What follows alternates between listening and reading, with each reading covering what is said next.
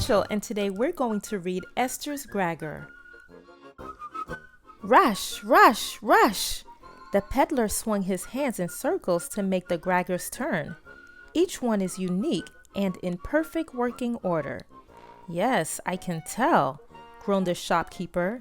That's the only thing I dislike about Purim. My customers always try the Graggers, and the sound gives me such a headache. He looked at the mysterious man in front of him.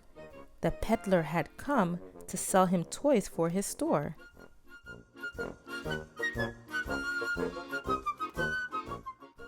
The peddler chuckled as he turned to go. I understand, but as the story teaches us, it takes a loud noise to drown out wickedness. The Graggers were indeed handsome. One showed the hero of the Purim story, Mordecai. Another portrayed lovely Esther, the brave queen who saved her people. Others displayed evil Haman, good King Ahasuerus, biblical scenes, or fanciful designs. The shopkeeper arranged them next to the Purim masks.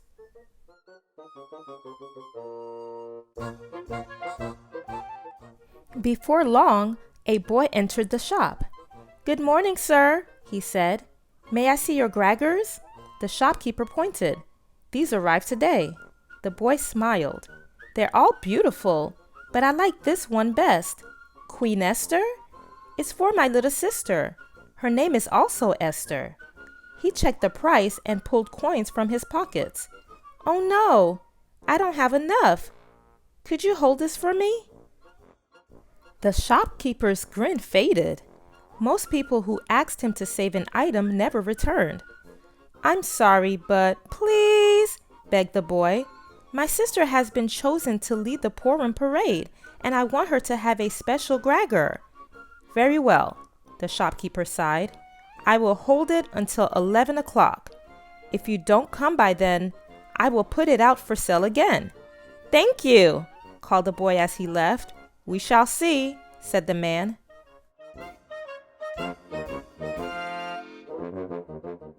A steady stream of customers visited the toy shop after the boy left, and everyone played with the Graggers, whether they wanted to buy one or not.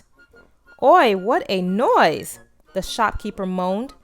"I will be glad when they are all sold."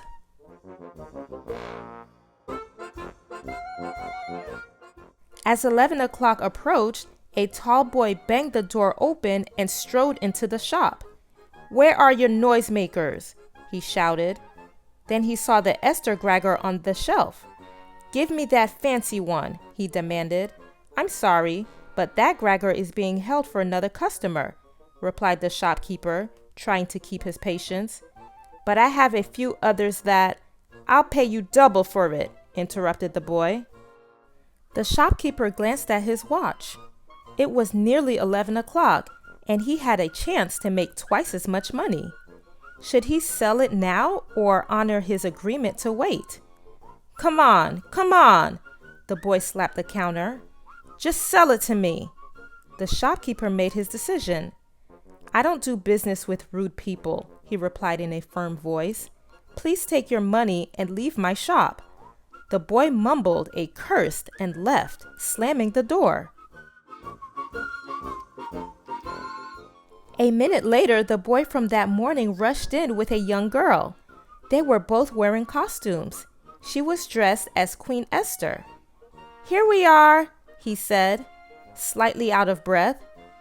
"We ran the whole way. Do you still have the Gragger?" "I do." The shopkeeper placed it in the girl's hands. "You must be Esther. Your brother chose this especially for you." "Oh, it's perfect!" Esther exclaimed.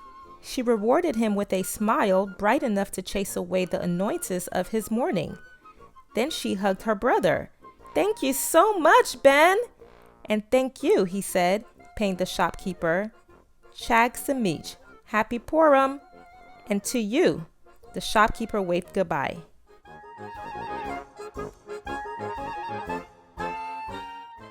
But as the children crossed the street, the tall boy blocked their way. "So the old man was saving that noisemaker for you." Too bad you won't get to keep it." He tried to snatch it from the girl, but she held on tightly. "My name is Esther," she cried, "and I'm not scared of mean people." "We don't want any trouble," Ben told the boy. "Please, just leave us alone." The tall boy let go of the Gragger and pushed Ben aside. "Not until I get what I want," he yelled.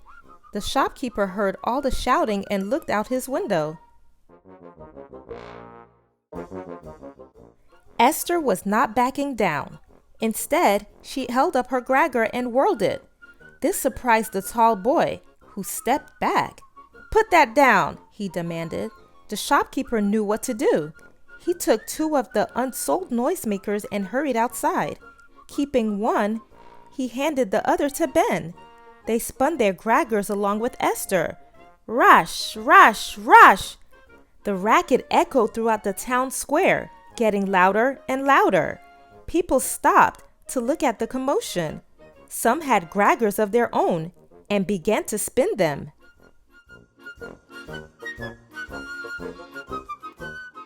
The tall boy covered his ears to shut out the deafening noise. "Stop!" he cried. The shopkeeper silenced his Gragger, as did the others. "Meanness is not welcome here," he announced. "Leave now and never bother these children again." The crowd joined in, calling to the boy to leave. Ashamed, the boy hurried away without another word. "Thank you!" exclaimed Esther and Ben at once to the shopkeeper. The shopkeeper nodded. "And thank you, my dear, for reminding us all what Purim is really about. Costumes are pretty and festivals are fun, but we must never be afraid to take a stand against cruelty. You, young Esther, have the spirit of your namesake. You will make a fine leader for the Purim parade. And I have just the right Gragger to do it," said Esther with a smile. Then she and her brother said goodbye and joined a parade of children marching toward the synagogue.